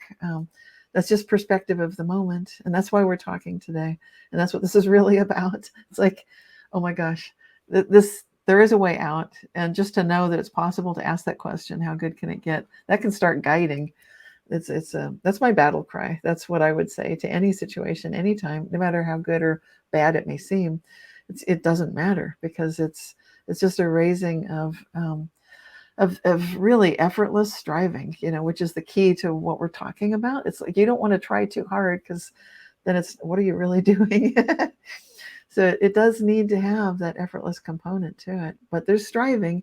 And again, it's like the two words that you're bringing together today, San, the attention and intention, the yin and the yang. It's bringing it together in that beautiful way. But then you've got that Neikung power, which is felt. I mean, you can feel it. It's like it's surrender, but it's also energy. It is like the secret to that black hole, to that 0 point energy. And I'm reminded, I don't know if you followed on this scientific story, you mentioned looking at stars and red dwarfs and so forth. There's some amazing research coming out recently, the last year, about photos from the James Webb Telescope, looking back as far as they can to what they were expecting would be the nursery of the oldest star systems, looking back in time to the distant past. So they're expecting very, simple kinds of galaxies and star clusters. That's not what they saw. What they saw was inexplicable to them. But remember, things are much bigger than they seem always. And we're going to find that in every area. What they saw were very complex, like fully formed, extraordinarily detailed galaxies that were elongated with like strings of pearls in them, like star systems within star systems, all fully formed at the supposed time of the Big Bang, at the very earliest time. So supposed, that's right. Well, that's sort of like the, it's ladies and gentlemen, just to know that that's why we call these things theories. They're all, it's always ends with that, and even Tom referred to that as like it's a theory. Got to be. And yeah. And then the other thing that I want people to be aware of is something I've constantly talked about since it came out. There was a study in 2019, which I think should have been the headline for the year. It was a collaborative effort between physicists working at the Heriot-Watt University in Edinburgh, Scotland, and then some physicists working in Vienna, Austria. And together they worked out an actual scientific experiment using a double slit apparatus, which involves usually firing one photon at a time through two slits, and then the outcome lands on a screen. And so the screen, it's a very simple, elegant experiment this way, the most elegant experiment in all of science. When this scientific experiment was proposed, there's another aspect to it, which is the observer of the observer.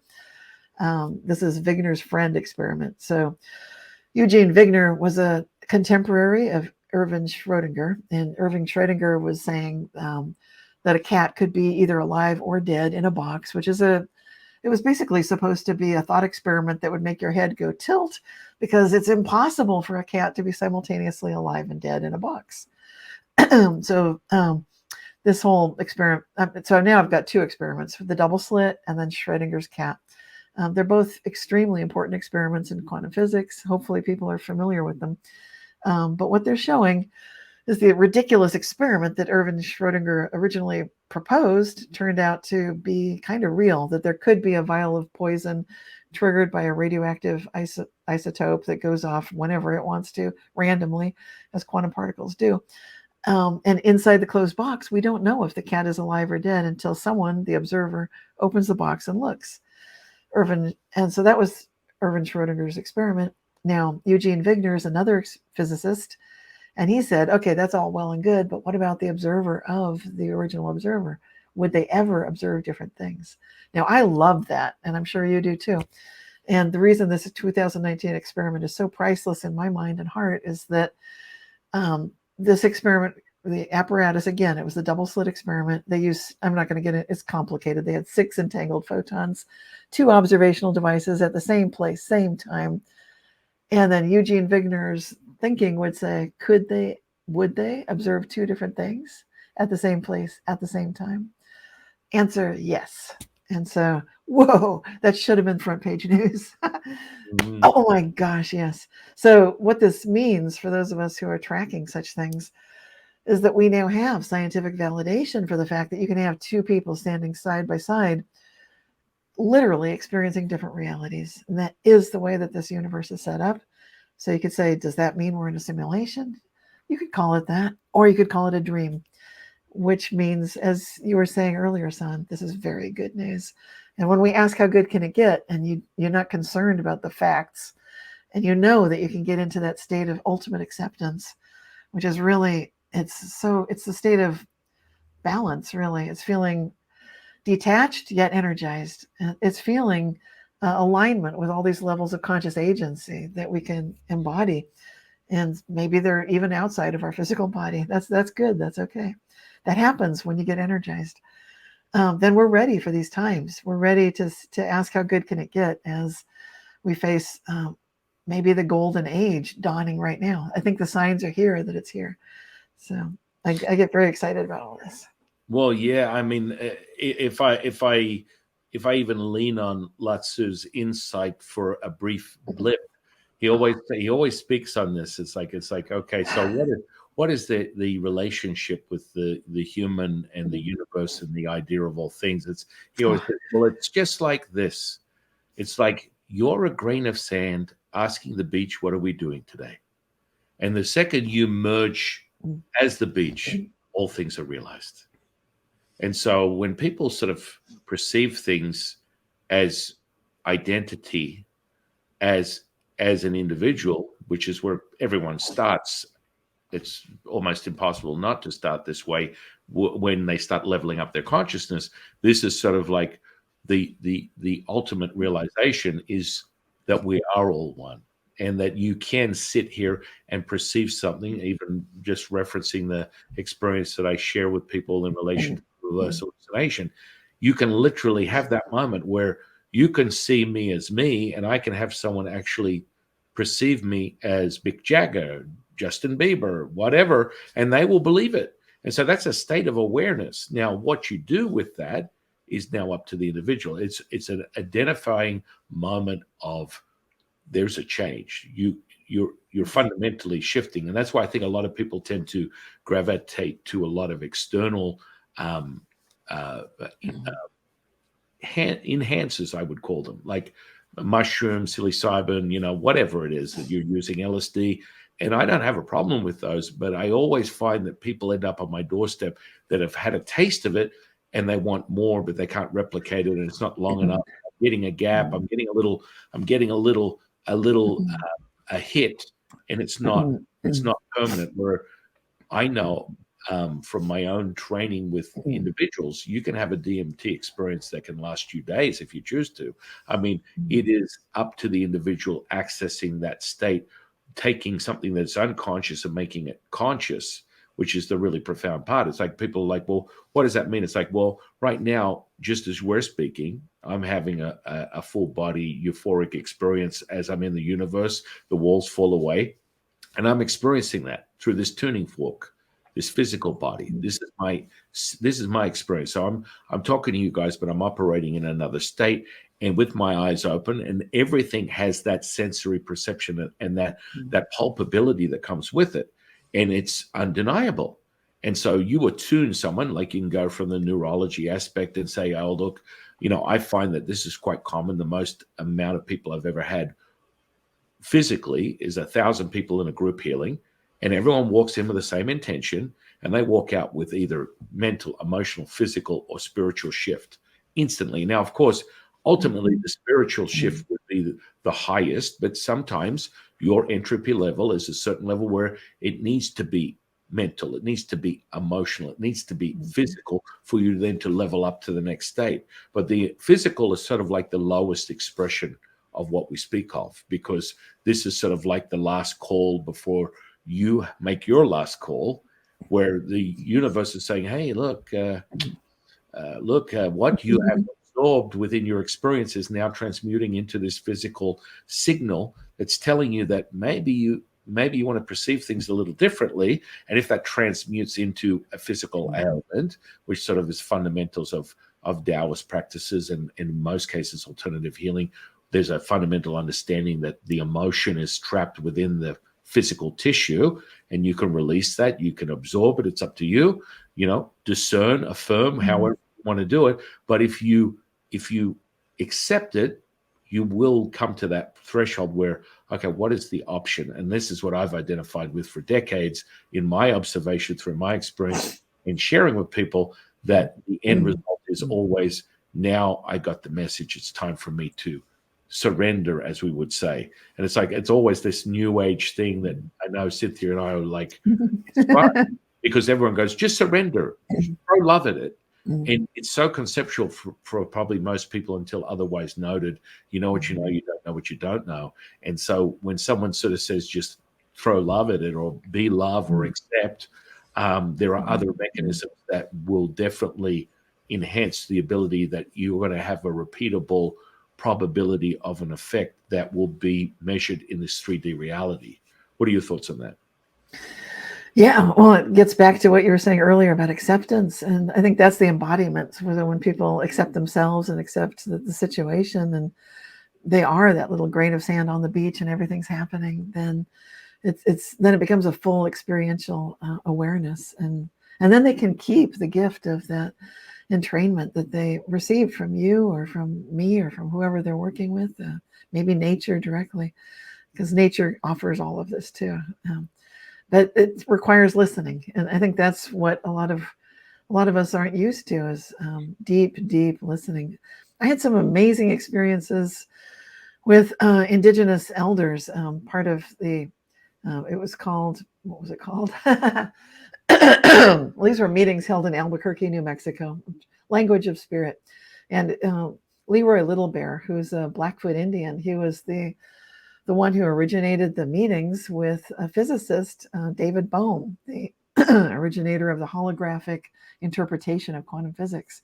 And so they also had linguists and scientists there at the original meeting. And I attended down the road after David Bohm had passed away. And I was there when the physicist Fred Allen Wolf was part of the inner circle.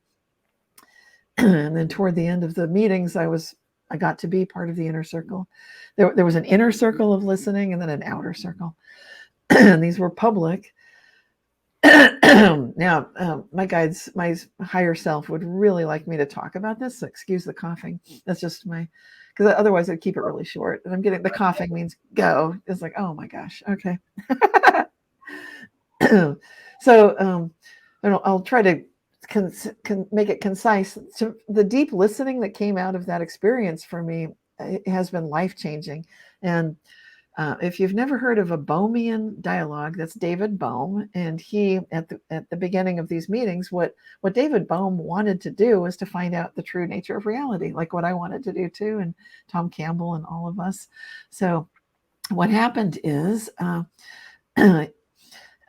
basically, it's a long story about David Bohm's life, but long story short, he recognized that there's a process by which, in the experience of deep listening, because what happened to David Bohm, it's unfortunate. It's unfortunate, but it shaped who he became. He was not recognized in his time as a contemporary of Albert Einstein. People laughed at his ideas of the holographic concept of the universe, and it's an unfortunate aspect of science that ridicule comes into the picture. I don't think it should. I think people like Tom Campbell, David Bohm, they should be treated with tremendous respect. They deserve it. But in David Bohm's lifetime, he didn't receive that. So he lived his life for many years of his productive years outside of the United States. I'm not going to go into the whole history of it, but when he came back and he was holding these meetings with Leroy Little Bear and some linguists, who are extremely instrumental, because they can look at the way language shapes our view of the world. The way we use language can shape our thinking. Now, of course, those of us, San and myself, we know this, but this is not a common concept in most of our culture, Western culture. So these dialogues that began so importantly with Leroy Little Bear, David Bohm, and Dan Moonhawk Alford was the linguist who first attended that meeting, who I did get to know and meet. And then down the road, these, like I said, these dialogues would continue. They were extremely important for the process of letting one's sand grain consciousness dissolve into a group setting. And it's an experience that, unless you've had it, you don't know what it's like. But it enabled me to listen to an indigenous individual who had it was seated in the South. When I was in the inner circle, Leroy Little Bear positioned me in the East for new ideas, the rising sun. And to my right was an indigenous elder that I greatly respected. To my left was an indigenous Aborigine from Australia. The individuals in the South, they seemed to me not so much to be complaining, but maybe I might have put it that way, but they seemed to see the very dark side of things. Leroy was in the North. The other scientists tended to be in the West. This whole structure is funny to me now. When I think about where everybody was seated, I'm constantly drawing information from this time over 20 years ago. But what I learned the most from was the people in the South, the ones that were, at first, it felt like they were going on and on and on about suicides and dark things. And like, oh my gosh, will this ever end? Because I'm in the East, like, come on, guys.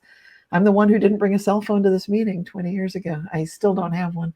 I'm in the East because I'm leading the dawn of this new golden age. Not that I would have called it that then, but this is my mission. It's like humanity is dawning. But what I learned from being quiet, because that's part of the process of deep listening, I would listen to this person talking as long as they want to talk. And it would go on and on. I mean, at one point I went, got coffee or tea, came back, sat down. It was still going on about the suicides and the depression in the village and so on. Like, wow. And then that person called for, we need to rise up against the government, clearly. And I'm like, oh my gosh.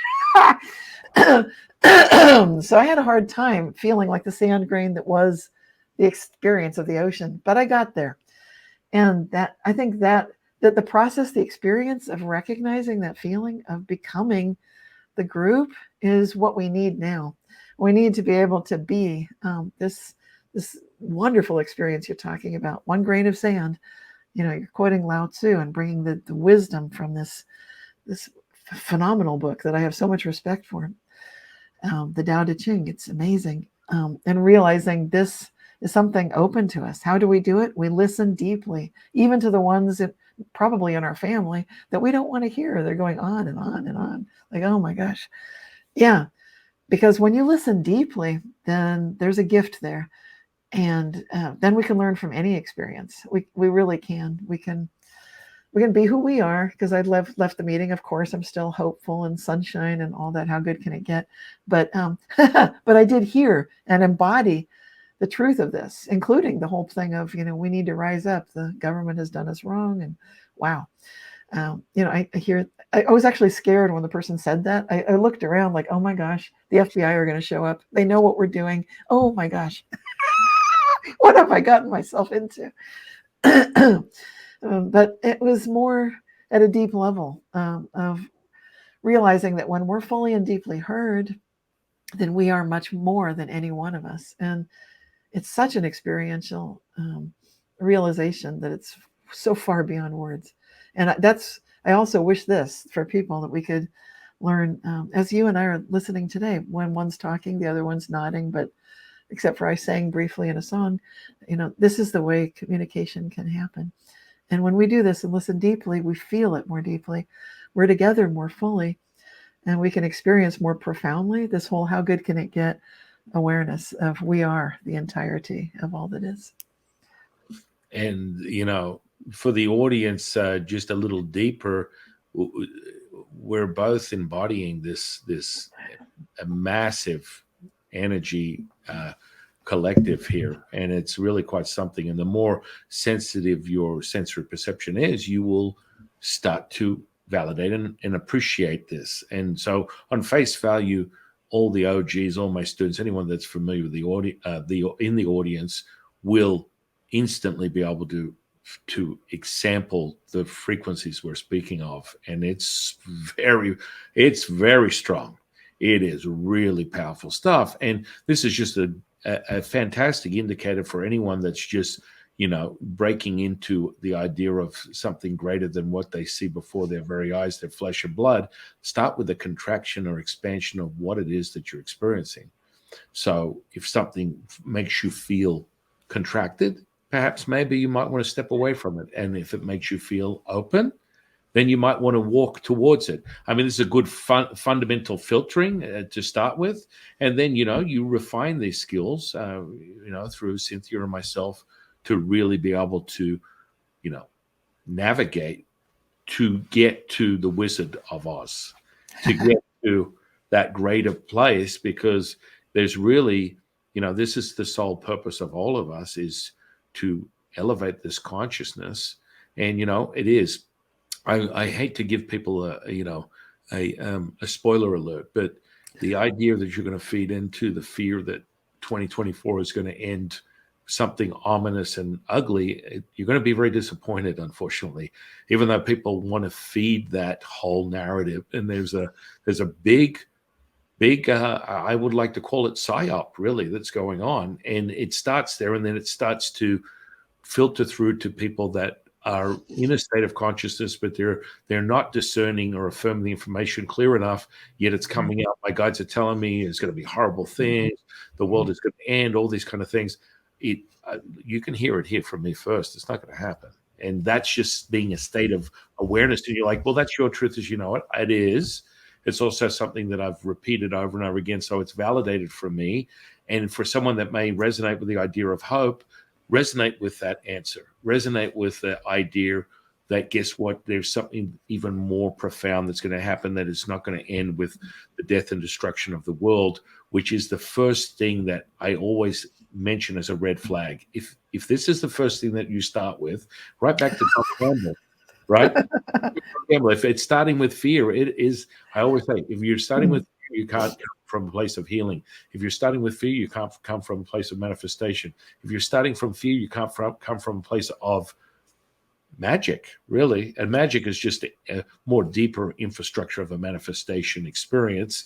And it resonates as you move these energies around and you align them to that consciousness agent acceptance. And you are now that field. And so many people are looking for the death and destruction. That's okay. That's part of, but always remember, that's part of the duality.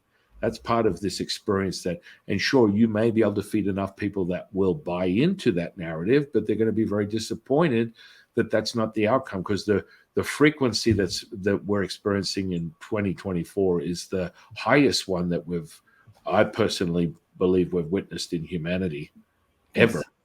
Yes. And so, I recently, Latsu recently did a transmission and he was very clear. It's like, it's going to be 9 times stronger, the transmission from the sun. That's going to amplify the earth.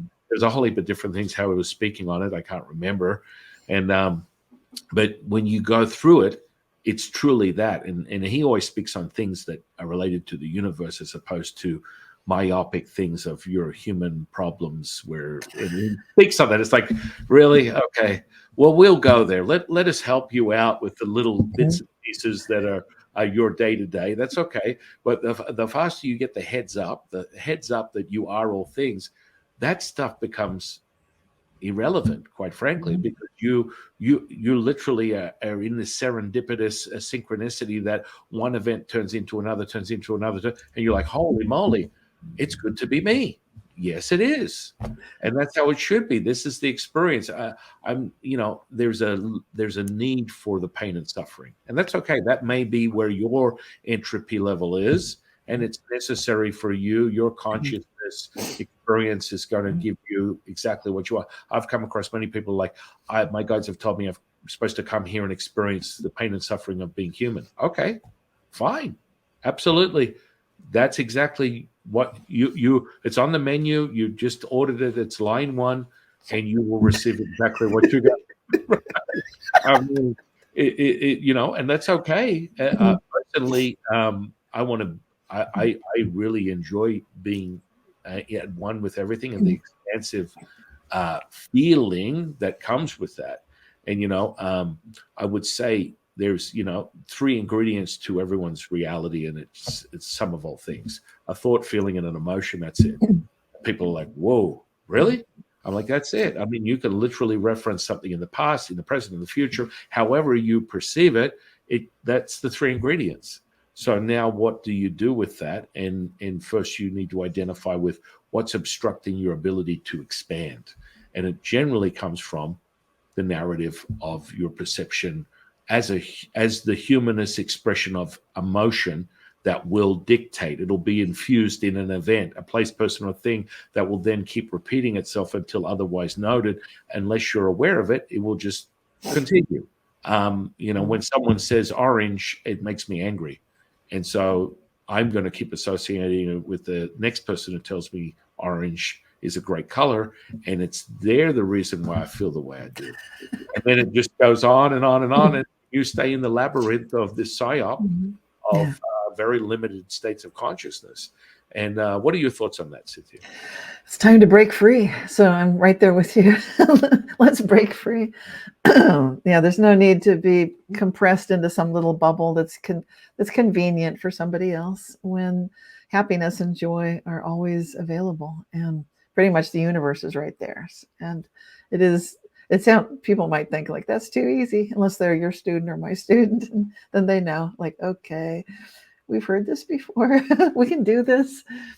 But sometimes people need a little reminder. So hopefully we've been able to activate that today. I believe we have. And in closing, I would like to ask you the question I ask everyone. What is your definition of consciousness? Basically, it's undefinable. It's very close to the absolute itself. To me, it's very close to. We associate it with thinking. We associate it, but also with feeling, right? All those three things you're saying are associated with each memory. It's the ultimate foundational source of every material thing that is. Consciousness is the root of everything that I think is real, that can be measured. I know that it started as an idea, and consciousness is who I am. It's who you are. It's who we all are. And yet within this consciousness, there are beings. So I know that I've got an identity. I've experienced it between lives. I know what it is to be me, as much more than just this body. And that's interesting. So consciousness to me it's a playground. It's the true reality. It's when I open the door into that astral realm, then it's like, that is consciousness.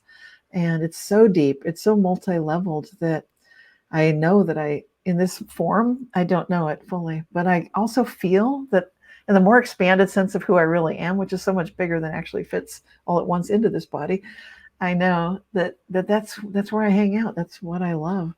So it's the root of all that is. It's who I am. It's who you are. It's who we are. It is absolute. It is eternal. It is infinite. And it's a constant wellspring, just like the inside of a black hole. It's like a beginning and it's an end. It's the nothingness that is everything. Feels like it is the Tao. Yeah. So I can't even, and if you give it a name, we've screwed it up. So. Right. That's beautiful. In closing, I would like you to share with the audience what's going on with you today. What are you offering? I'm going to put your social and everything under this video, and where they can. Yeah, thank you. Yeah, I've got an event coming up. Oh my gosh. Well, it's with Paula Harris, and she had her experience. She's a journalist from Italy. She's been tracking and reporting on UFOs and so forth for decades. Now she's dedicating herself to consciousness, taking to heart the message, this very interdimensional message, so much more than just the spaceships that she's first got involved looking at. So she's given her body of investigative research to Rice University. And I'll be doing an event with her, with Jeff Makala, all about oneness, about choosing timelines and consciousness in beautiful Crestone, Colorado, toward the end of May. And you can find out about that if you check my website. There's a link to it on the events page, but her website is starworksusa.com. And that's exciting. That's coming up very soon, just a couple months away. In November, toward the beginning of the month, we'll have a live event in Nashville, Tennessee, talking about the Mandela effect. And both of these events are very similar to what we're talking about today. The people that come to them understand it's all consciousness. You know, we had Tom Campbell at our last year's event. So this is what we definitely hear from all walks of experiencers who'd like to present on the topic of the Mandela effect. But those of us on the board understand that that the consciousness is what's happening, that the Mandela effect is very interesting. And so I think that's going to be a lot of fun. Great way to meet people who I think your audience would greatly enjoy at both of these events. So well, it's a lot of fun. that's really fantastic. And anyone that wants to reach out to you for more personal insight can find you on your website also. That's realityshifters.com. And yes, and I've got a Substack newsletter now, so they can find me on Substack and on YouTube, usually under my name. You just type in Cynthia Sue Larson. And I'm on Facebook and Twitter, Instagram, and so forth. Well, I just want to thank first the universe for bringing this incredible being into my reality. And, you know, it's just, we're just refreshing a connection that we've had for many lifetimes. And it's really evident just in the way we resonate. And I'm just very grateful that you've spent your time sharing it today with us and with me. And I want to thank the audience for sharing their time with us. And in closing, I am your humble servant and Sifu, Daoist Master Sun Qing. And I'll see you on the next one, guys.